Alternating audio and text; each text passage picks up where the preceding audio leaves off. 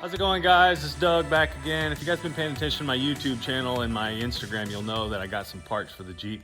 We're gonna install those today. First thing I wanna talk to you guys about is these here. These are some entry guards for the doors.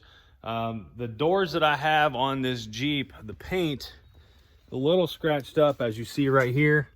You can kind of see that. It's pretty scratched up. If we open up the door, you'll see also what it looks like. So what these are gonna do, these are gonna sit on top of the entry scuff guards here, and they're gonna cover that. So if you look here, if I flip them around the right way, you'll see here that they actually cover that scratched up part that you see right there. So I'm gonna clean this up. I'm gonna put these on. There's a few different entry guards that you guys can get for your Jeep. I wanted to get the ones that came down over the lip here to cover that piece. Eventually I'm gonna have everything painted. I'm gonna paint this Jeep myself, probably with help from my father-in-law in the future. But I wanted to get rid of some of the scratches and whatnot. I ordered some touch-up paint as well for the Jeep for some of the other scratches and small little nicks around, but it hasn't come in yet. So whenever that does, we'll go through a whole step process on how to do that. But let's get these entry guards put on, get the paint cleaned up, and get the 3M tape on. What we want to do is we're going to clean up this area here with some all-purpose cleaner. Wipe it down really good, get all the contaminants off of it, okay? So once we got it wiped down with the all-purpose cleaner, what we're gonna do is we're gonna use some of this Goo Gone. The previous owner added this extra piece of stickiness here, or tape, probably something like that, or maybe it was from the stock pieces, but I'm not gonna be able to get all that off, but I am gonna use some of this Goo Gone just to make sure that anything that's on the paint and sticking to the paint is gonna come off, so we can prep this surface really well before we put these side guards on here. Okay, so once you get that off, dry off on the other side, we're going to take these here and line them up where you want to put them. Now what I'm going to do is I'm actually going to put them about right there, okay? And that's going to allow it to protect when people are getting in and out of the Jeep. Now if you look up here real close, come up here, you can see here it starts to get really wide. Starts to get really wide right here, okay? So I don't want to go too far up there because it's not going to stick properly. Too far back is not going to protect this area, so I'm going to go right here to this little line where the previous guard was, okay? So once I do that, I'm going to take this tape, and this is probably the hardest part of this whole process, is getting this backing off of the 3M tape. Do you want me to help you? No, baby, I got it. Thank you. Okay. Okay, so once you get that off, we're going to peel that off right there. We're actually going to peel off this other side right here. Okay, so now that we got the tape off, we're going to line this up the way we want it. Right there like that. We're going to press it down into place. It's super simple. This is not something that's rocket science, obviously. But you want to get the top piece put in nice and tight down, and then you can do the side piece right here. Press it in nice and tight. It's best to see doing it in the sunlight so that the heat and the sun warms up the body panel and allows it to stick better, like I have going on the other side. I have the door open. So that right there is how it looks across there. I'm going to shut the door now so you can see what it looks like with the door closed, and you can kind of see it sticking down here, which isn't the best for visual purposes, but for our purposes is going to be good because I want to cover those scratches that are on the other side of the Jeep. So let's go over to the other side now and make sure that was put on properly.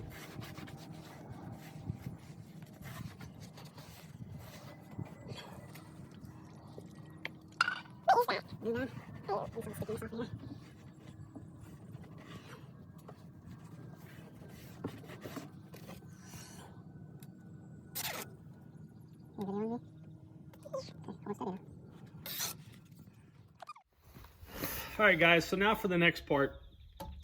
This stock front bumper, it's been working okay for me and whatnot, but I wanted something that had a little bit of a hoop on it. I had some major requirements that I wanted whenever I was looking for a bumper. It couldn't be too expensive. It had to be quality made. It had to have a couple of D-rings in the front. I wanted the winch guard or the grill guard hoop in it as well. So, and I also wanted a specific texture, that texture to match my rear bumper and my side steps, okay? So what I ended up going with was a company called Fishbone Off-road, and I went with their winch guard front bumper. So that's what's in this box. Let's get it open. Let's get the stock bumper off.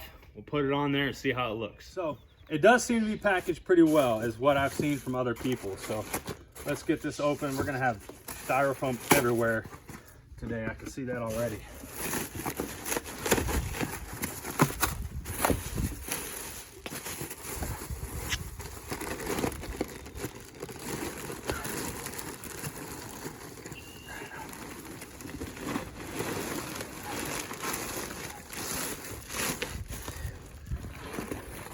Hardware kit. Trying my best not to get styrofoam everywhere because I don't want to have to go through it and pick all this up. All right, there we go.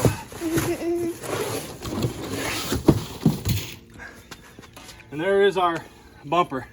It's pretty light. It's a lot smaller than I thought it was going to be. I thought it was going to be wider, but it's actually pretty thin. It's just about an inch wider on either side than what the stock bumper is that I have cut down here, so that's good. Okay, so let's take a closer look at this Fishbone off-road bumper. The hoop itself is actually welded on the front side here. The D-rings are welded on the front side right here. It's got a good shape to it. It has an angle here, has an angle in the front and the side. Let's take a look at the back side of it here. You can see that the D-rings are actually welded on the inside as well. It's pretty thick material in through here, and it's got welded here. It looks like there's a bolt that they put through right here to the hoop, welded on the inside. Looks like it's not really, it's bent there. So these parts aren't welded. It's all one single piece. They're welding in there. This is the badge on the other side. It's got the holes on the bottom, the holes on the top. This is for your stock fog light if you wanted to put it there. Overall, it's a really decent looking bumper. Didn't break the bank. It's the texture that I wanted. It's got the hoop and the D-rings that are welded all the way through the plate. So I think it's gonna do me well. I really like it. Just gotta get it on. All right, so let's get this front bumper off. This right here, these two for the tow hooks are 55 Torx, okay? So you're gonna remove the two 55 Torx here, one here, there's one on the bottom, and then one over here. Now I'm using a lug wrench to break it loose because it's the torque. I have a lot of length here to get them off. So we're gonna get those off. We get the one on the bottom here and over there. I already removed this one. And then we're gonna go through, once we get the bumper off, we're gonna take off this light here. So let's get these unscrewed. Now we wanna also make sure that we unclip the harness for this light bar that I have put on. You don't want to be pulling them wires out. All right, there, here we go. Off it comes. Now I'll remove that light and we'll get the other one put on. Okay guys, so here we are out here putting on the bumper. I got a question for you guys. You think I should use the stock hooks and the D-rings to put on here? Because I'm not going to be using the light bar, the holes for the stock headlight or the fog lights. So I got the D-rings and I got the stock hooks. What do you think? You think I should use both? I'm going to put both on until I hear from you guys and let you guys tell me which ones I should take off. I'm going to keep these on, obviously, but do I use these as well or do it without? So what I'm going to do for now is I'm going to use the longer bolts because I'm going to use these stock hooks. Okay, so I'll use the longer bolts. Now it does come with the shorter bolts. You want to help me out there, babe? Hand me a short bolt. Thank you. This is the short bolt that it comes with. It comes with 4 of these. 1, 2, 3. I'm sorry, 3 on each side. 3 on that side as well. But since I'm going to use these stock hooks, I'm going to use the stock bolts as well for now. I am going to use the shorter ones on the bottom. Okay, or you can also use the stock shorter ones as well. But before we put any bolts like this through, we're gonna put some anti-seize on them. You wanna hand me the anti-seize container? What anti-seize? Okay guys, we gotta get our kids involved. If we don't get our kids involved in things like this, then the Jeep community and the love for these Jeeps isn't gonna continue. So make sure you get your kids involved in all your Jeep stuff. Do the same thing with our Mustangs. Take her to Mustang clubs, Mustang meets, gets them involved, keeps the Mustang and the Jeep love alive in the younger generations. So I've got my daughter Kate in here, 7-year-old, helping me out. Okay, keep it holding it just a little bit longer. You're okay. You got it? Okay, I think that's good. I got them hand tight. Got them hand tight, so we're gonna put these ones in. You want to put these ones in? Sure. Okay. Let's get it mixed up. Dad, it kind of reminds me of when I was crying because we were getting that new Mustang. Kind of reminds me when I was crying because I like the gray Mustang. Oh yeah, you like the gray one? Yeah, she had a love for that EcoBoost. Yeah, I cried when we got the blue one. Yeah, but it happens. Okay, babe, go ahead. Oh, I lost my shoe. Your first experience with anti-seize, if it gets on you, it's gonna stay. So drop that down in there. There you go. All right, keep turning it. There you go, righty, tighty, lefty, loosey. Good job. All right, so there it is, guys, all installed. Like I said before, I've got the hooks, stock hooks on, as well as the D-rings. Let me know in the comments section down below if you think I should keep it like that or if you think I should take those stock hooks off. I'm not using the stock fog light hole right there, so they don't get in the way of anything. If you do notice, I do not have my light bar on there because there's no light bar tabs anywhere on this bumper. I don't want to drill into the bumper itself. So what I have coming, I could post a picture in the top left corner or top right corner. But what I have coming is a couple clamps that are going to go around the bar so that I can mount my light underneath like this right here.